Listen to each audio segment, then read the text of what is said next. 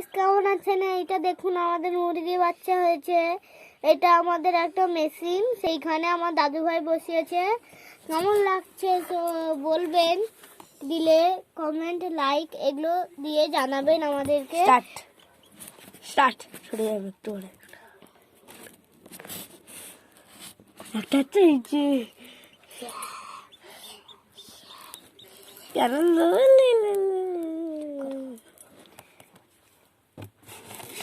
উঠে এলো। আপনাদের ভালো লাগলে কমেন্টে নিশ্চয়ই লিখে জানাবেন। বাই।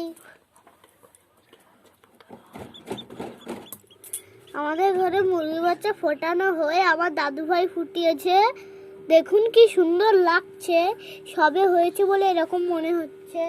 চুলগুলো কেমন।